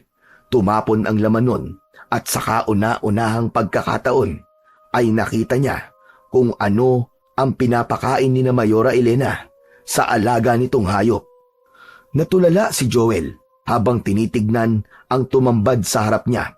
Putol-putol na parte ng tao, isang putol na kamay na tila sariwa pa. Mga lamang loob din. Ang amoy nun ay umalingasaw at ang dugo ay kumalat sa sahig. Napahawak si Joel sa kanyang bibig at napasuka. Hindi niya napigilang sumigaw na umalingaw-ngaw sa buong bahay. Nagmamadali na umakyat si Joel sa hagdan palabas ng basement. Halos madapa siya sa pagmamadali. Nang tuluyan na siyang makalabas, ay muli siyang napasigaw nang biglang sumalubong sa kanya sina Mayora Elena at Mang Hector. Agad siyang hinawakan ng maigpit ni Mayora Elena sa magkabilaan niyang braso. Ayoko na dito! Alis na ako dito, Mayora! Joel, ano nangyayari? Huminahon ka! Yung laman po ng palanggana. Oh, parte ng katawan ng tao. Aalis na po ako rito. Bitiwan mo ako! Labis na nag-hysterical si Joel. Pilit siyang kumakawala sa pagkakahawak ni Mayora Elena, pero masyadong maigpit ang pagkakahawak nito. Hanggang sa isang malakas na sampal ang tumama sa kanyang pisngi mula kay Mayora Elena. Saglit siyang natigilan, huminto ang kanyang pagsigaw at napalitan yon ng tahimik na hikbi. Kumalma ka, Joel. Huminga ka ng malalim. Nanginginig pa rin si Joel, ngunit unti-unti na siyang humihinahon. Ano ang nangyari? Mayora, nadapa po ako at tumapon po ang laman ng palanggana. Nakita ko po, mga parte po ng tao ang laman nun. Tumahimik si Mayora Elena at tila inisip nito kung paano ipaliliwanag ang lahat. Napatingin ito kay Mang Hector at tumango lamang ang matandang lalaki. Joel, oras na para malaman mo ang totoo. Hinawakan ni Mayora ang kamay ni Joel at hinila siya pabalik sa basement. Ayoko po, Mayora. Ayoko na po bumalik dyan. Wala kang dapat ikatakot. Kung gusto mong manatili rito at magtrabaho, kailangan mong sumunod. Wala nang nagawa si Joel kundi sundin si Mayora Elena. Dahan-dahan silang bumalik sa basement habang ang dibdib niya ay parang sasabog na dahil sa sobrang kaba, hanggang sa huminto sila sa malaking pinto na bakal sa basement. Pinuksan at hinila ni Mayora Elena ang pinto at bumungad kay Joel ang rehas na bakal sa likod nun. Sa ilalim ng rehas ay may maliit na awang kung saan pinapasok ang pagkain. Agad na umalingasaw ang nakakasulasok na amoy mula sa loob ng kulungan. Sa loob ng kulungan ay may isang mabangis na aswang na nagwawala. Malalakas ang sigaw nun at ang mga kuko ay kumikiskis sa rehas.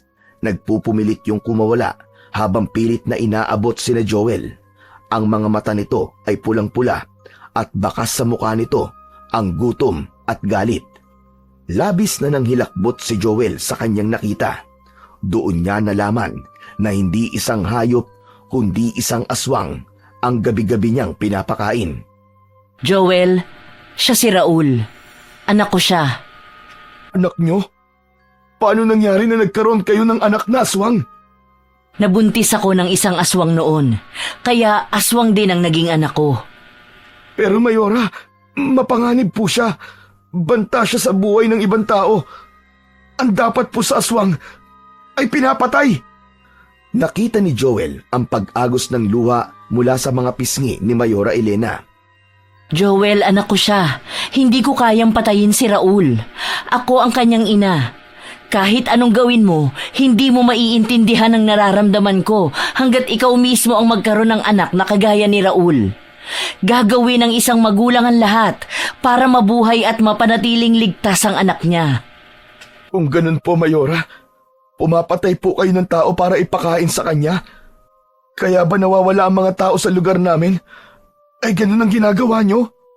Hindi ko kayang kumuha ng buhay ng tao. May mga ospital akong kinakausap. Kinukuha ko ang mga bangkay na wala nang nagkiklaim.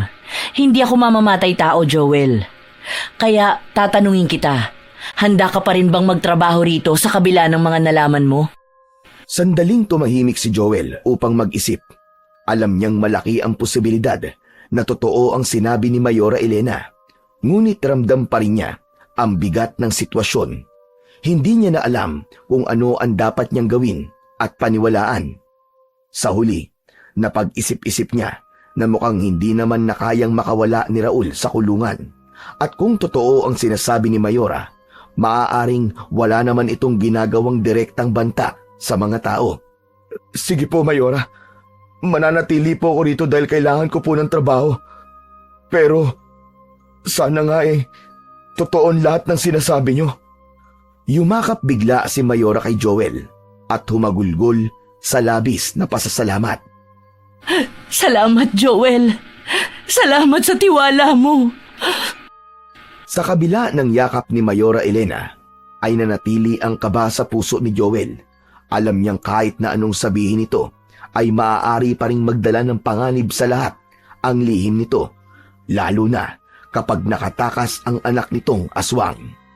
Kinabukasan ng umaga, nakatulala si Joel habang naglalakad pauwi mula sa bahay ni Mayora Elena.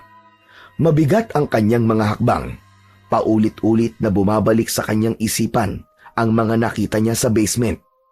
Tila isang bangungot na hindi niya kayang takasan ang mukha ng anak na aswang ng kanilang mayora.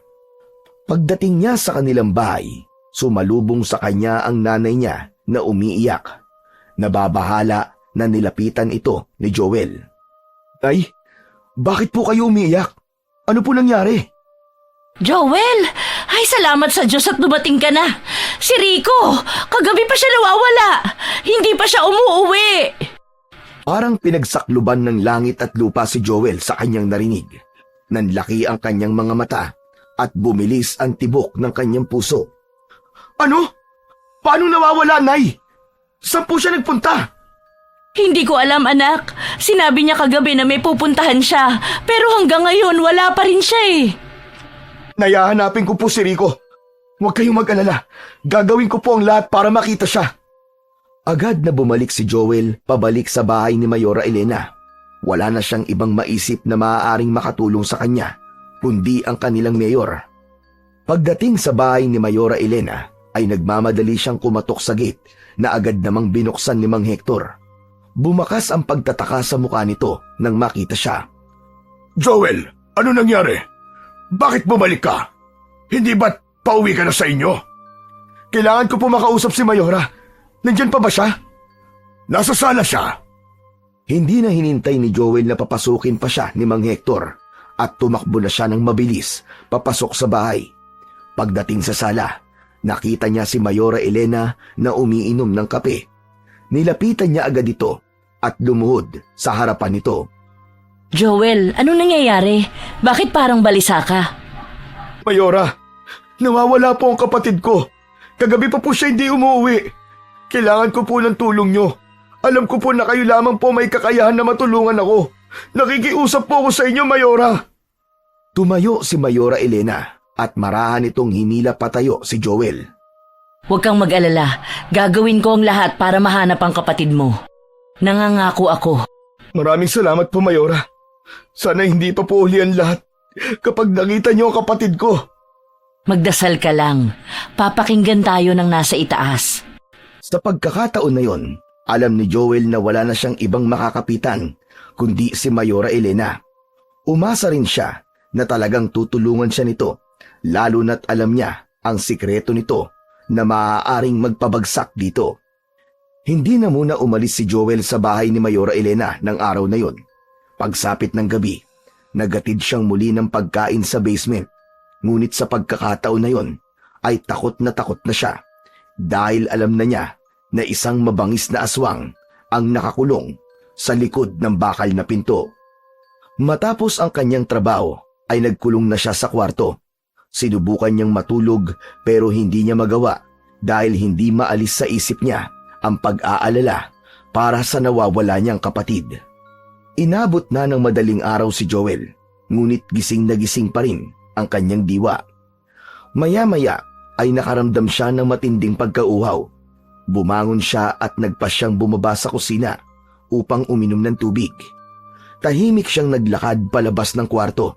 Maingat ang kanyang mga hakbang upang hindi siya makagawa ng ingay na maaaring makaistorbo sa ibang tao na natutulog na sa bahay na yon. Pababa na sana si Joel ng hagdan nang bigla siyang natigilan. Narinig niya kasi ang pabulong na pag-uusap ni na Mayora Elena at Mang Hector sa salas. Hindi na tayo pwedeng maghintay, Hector. Kailangan na nating patayin si Joel. Wala akong tiwala sa lalaking yun. Malamang sasabihin din niya sa iba ang nalaman niya tungkol sa itinatago kong anak. Sigurado ho ba kayo, Mayora? Gagawin ko rin ba sa kanya ang ginawa ko sa pinalitan niya na nagpapakain kay Raul? Oo, ikaw na ang pumatay kay Joel. At pagkatapos, ipakain mo ang bangkay niya sa aking anak. Nanlaki ang mga mata ni Joel sa kanyang narinig. Napaatras siya ng bahagya, ngunit nasagi niya ang isang malaking banga na nasa gilid ng hagdan. Natumba yon at bumagsak sa sahig. Nagkapira-piraso ang banga. Nanlamig si Joel nang biglang tumingin sina Mayora Elena sa kanyang kinaroroonan. Sa takot, agad na tumakbo si Joel pabalik sa kanyang kwarto at nagkulong. Humihingal siya habang naghahanap ng pwede niyang gamitin upang ipagtanggol ang kanyang sarili. Hanggang sa napansin niya ang isang lumang telepono sa mesa. Nanginginig ang kanyang mga daliri habang dinadayal ang numero ng pulis. Mabuti na lang at may sumagot agad sa kabilang linya. Kailangan ko po ng tulong. Nasa bahay po ako nila Mayora Elena. Papatayin po nila ako. Parang awa niyo na po. Tulungan niyo ako. Bilisan niyo po. Napapitlag si Joel nang marinig niya ang marahas at malakas na katok sa pinto. Ibinaba niya ang telepono at napaatras. Joel, buksan mo ang pinto! Mag-usap tayo! Alam ko na ang plano niyo. Narinig ko ang lahat. Hindi niyo ako mapapatay. Hector, kunin mo ang susi ng kwartong ito! Mas lalong nataranta si Joel nang marinig ang sinabing yon ni Mayora Elena. Nagdasal na lang siya sa Diyos na sana ay walang masamang mangyari sa kanya sa gabing yun. Makalipas ang ilang sandali, nabuwayan ng loob si Joel nang marinig niya ang tunog ng sirena ng pulis mula sa labas ng bahay. Dumungaw si Joel sa bintana at malakas na sumigaw. Nandito ako! Tulong! Tulungan niyo ako! Nandito ako! Mabilis na pumasok ang mga pulis sa bahay. Sa pagkakataon na yun, ay huminto na si Mayora Elena sa pagkatok sa pinto. Narinig ni Joel ang papalayong yabag nito, kaya nahinuha niya na umalis na ito at pumunta sa kung saan. Isang malalim na paghinga ang pinakawalan ni Joel. Naglakad siya palapit sa pinto at marahan niyong binuksan. Sumilip muna siya at nang masiguro na wala na si Mayora Elena, ay saka siya lumabas at malalaki ang mga hakbang na tinungo niya ang hagdan pababa. Sa baba ay nakita niyang nakabukas ang pinto ng basement. Kaya naman nagkaroon siya ng kutob na doon nagpunta si Mayora Elena. Sa sala naman ay nakita ni Joel ang mga pulis. Agad siyang lumapit sa mga yon. Salamat po't dumating po kayo kagad. Meron pong itinatagong aswang si Mayora Elena sa basement. Kailangan niyo pong makita yon. Napatingin ang mga pulis sa isa't isa na parabang hindi naniwala ang mga yon sa sinabi ni Joel. Ngunit sa huli ay nagdesisyon pa rin ang mga pulis na magtungo sa basement. Magkakasunod na naglakad ang mga pulis papunta sa pinto ng basement, habang si Joel naman ay pinili na sumunod sa mga yon kahit natakot siya. Pagdating nila sa basement ay tumambad sa kanila sina Mayora Elena at Mang Hector na nakatayo sa tapat na malaking bakal na pinto ng kulungan. Walang makakalabas ng buhay sa bahay na ito! Hector, buksan mo ang pinto! Pero Mayora, Buksan mo! Napilitan si Mang Hector na sundin ang utos ni Mayora Elena. Mabilis nitong binuksan ang bakal na pinto at agad nitong isinunod ang rehas sa likod nun. Biglang nagwala ang aswang na nasa loob ng kulungan. Akala mo ay isa yung napakabangis na hayop na nakawala mula sa napakatagal na pagkakakulong. Labis ang pagkagulat ng mga pulis sa kanilang nakita. Raul, patayin mo sila. Patayin mo si Joel at ang lahat ng pulis na yan. Huwag kang magtitira kahit isang buhay sa kanila. Ngunit sa halip na sundin ng ina, si Mang Hector ang sinunggaban ng aswang. Bago pa makalaban si Mang Hector, ay mabilis na itong nalapa ng aswang. Kinagat nito sa leeg si Mang Hector at uhaw na sinipsip ang dugo ng matandang lalaki. Raul! Hindi ka marunong sumunod! Wala kang kwenta! Lumingon ang aswang kay Mayora Elena at napasigaw ito nang sumugod ang sarili nitong anak dito. Sinunggaban ng aswang si Mayora Elena at nang mapahiga ito sa lupa ay nilaslas ng aswang ang leeg nito gamit ang matatalim nitong kuko. Winakwak ng aswang ang tiyan ng mayor at kinain nito ang lamang loob ng sarili nitong ina. Magkakasunod na putok ng baril ang umalingaw-ngaw sa basement. Binaril ng mga pulis ang aswang. Tinamaan yun ng sunod-sunod na bala sa iba't ibang parte ng katawan nito. Napaungol ito ng malakas at bumagsak sa saig, duguan at wala ng buhay. Napatingin si Joel sa bangkay ni Mayora Elena at sa anak nitong aswang. Walang tigil ang pag-agos ng kanyang luha dahil hindi siya makapaniwala na nagawa pa niyang makaligtas ng gabing yun. Pasikat na ang araw nang ihatid ng mga pulis si Joel sa kanilang bahay. Tulala ang binata habang bumababa siya ng sasakyan. Pagpasok niya sa kanilang bahay, ay agad siyang sinalubong ng kanyang ina. Anak, anong nangyari sa'yo? Bakit nakatulala ka? Si Mayora, Nay. May anak po siyang aswang na itinatago sa bahay niya. Nalaman ko po yun. Kaya gusto po niya akong patayin. Wala na po si Mayora, Nay. At ang kanyang anak na aswang. Patay na po sila. Mabuti na lang po. At nakatawag po ako sa mga pulis. Hindi na nagsalita si Aling Berta at niyakap na lang nito ang anak na si Joel. Ay, salamat sa Diyos at nakaligtas ka, anak. Pero, nasa na kaya ang kapatid mo? Di ko po alam, Nay. Pero kung nasaan man si Rico, sana po iligtas din siya kagaya ko. Pagsapit ng umaga, habang nag-aalmusal sina Joel at Berta, ay isang sasakyan ng pulis ang huminto sa tapat ng kanilang bahay. Lumabas sila at nakita nila ang isang pulis na kasama si Rico. Rico! Anak! Mabilis silang tumakbo palapit kay Rico. Niyakap nina Joel at Aling Berta si Rico at nagkaiyakan silang tatlo. Anak! Ay, salamat sa Diyos at ligtas ka! Ano bang nangyari sa'yo? Dinukot po ako ni na Mayora Elena at ng isang matandang lalaki. Dinala po nila ako sa basement sa likod ng bahay ni Mayora. Doon po nila ako ikinulong, kasama ng iba pang mga tao na dinukot nila. Mabuti na lang po at nahanap ng mga pulis ang daan papunta sa basement sa likod ng bahay na yun. Kundi po, baka doon na po kami mamatay lahat. Kaya pala maraming nawawala sa lugar natin. Si Mayora pala ang may kagagawan ng lahat. Ginagawa niyang pagkain ng anak niyang aswang ang mga tao. Ay, Diyos ko! Kaya pala napakabait ni Mayora sa mga tao. Yung pala para maitago ang kasamaan niya.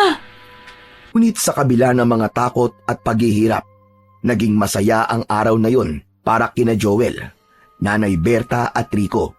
Dahil ligtas na sila at wala na si Mayora Elena na inakala nilang mabuting tao. Ngunit may itinatago palang madilim na sikreto. Bang magkakasalo sila sa hapunan, napagtanto ni Joel ang isang bagay. Hindi talaga natin kilala ang tunay na ugali ng mga tao. Kahit ang ipinapakita pa nila ay puro kabutihan. Pero nagpapasalamat po ako sa Diyos at nalampasan natin ang lahat ng ito. Tama ka, Joel. Ang mahalaga, ligtas kayong dalawa ng kapatid mo at magkakasama pa rin tayong tatlo. Simula nang mangyari ang lahat ng yon, ay mas lalong nagsumikap sa buhay si Joel. Natanggap siya sa isang pagawaan ng damit sa bayan. Mula sa pinakamababang posisyon, ay umangat siya at naging isang supervisor dahil sa ipinapakita niyang sipag at dedikasyon sa kanyang trabaho. Nagawa niyang mapagtapos ng pag-aaral si Rico na isa ng pulis, habang ang kanilang ina naman ay itinigil na ang pagiging labandera. Ang kaibigan ni Joel na si Balong ay ipinagpatuloy ang legasiya ng namatay nitong lolo at ito na ang naging albularyo sa kanilang lugar. Napagtanto ni Joel na hindi lahat ng nagpapakita ng kabutihan ay mapagkakatiwalaan at may mabuting intensyon. Kagaya na lamang ni Mayora Elena na gumagamit ng kabutihan para pagtakpan ang lahat ng kasamaan nito. Sa kabila ng nakakatakot na karanasan na yon, napagtanto niya sa kanyang sarili na ang lahat ng yon ay nagturo sa kanya na maging mas matatag at maging mas maingat sa mga tao na nasa kanyang paligid.